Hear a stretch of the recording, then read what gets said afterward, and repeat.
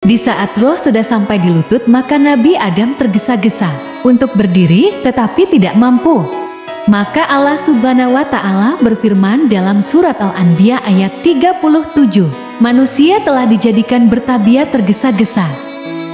Dan tatkala roh sudah merata ke seluruh jasad, maka Nabi Adam bisa bergerak, berdiri tergontai. Dan sempurnalah ciptaan Allah dengan izinnya Zat yang Maha menghidupkan tulang-tulang yang telah hancurkan. Bagaimana ketika roh dimasukkan ke dalam jasad oleh Allah Subhanahu wa Ta'ala?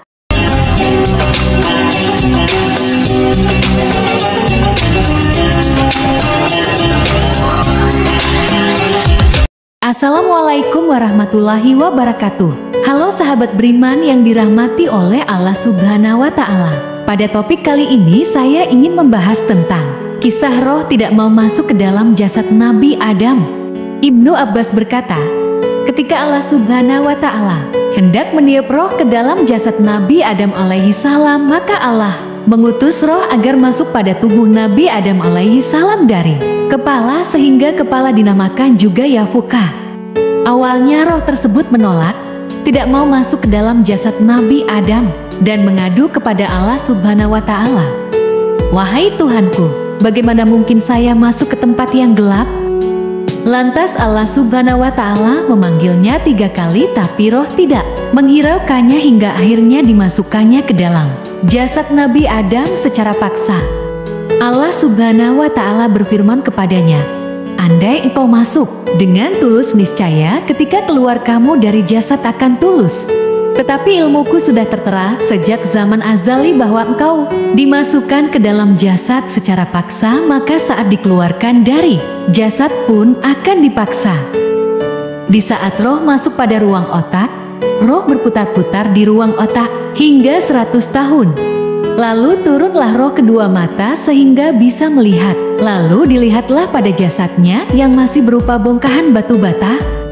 Kemudian roh turun ke lubang hidung. Bernafaslah ia menghirup udara dan bersin. Lalu roh turun ke mulut. Saat itu Allah mengilhamkan kepadanya untuk memuji. Akhirnya berkatalah lisan, segala puji bagi Allah Tuhan semesta alam. Allah pun menjawab, Tuhanmu merahmatimu wahai Adam, ini untukmu dan untuk anak cucumu. Maka disunahkan untuk yang mendoakan bagi orang yang bersin. Lalu roh turun lagi ke dada, tulang rusuk dan perut. Maka Nabi Adam pun dapat melihat roh yang dapat berpindah-pindah. Setiap kali roh pindah maka jadilah daging, tulang dan darah.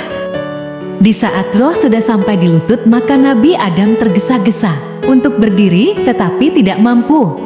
Maka Allah Subhanahu wa Ta'ala berfirman dalam surat Al-Anbiya ayat 37, manusia telah dijadikan bertabiat tergesa-gesa. Dan tatkala roh sudah merata ke seluruh jasad, maka Nabi Adam bisa bergerak, berdiri tergontai.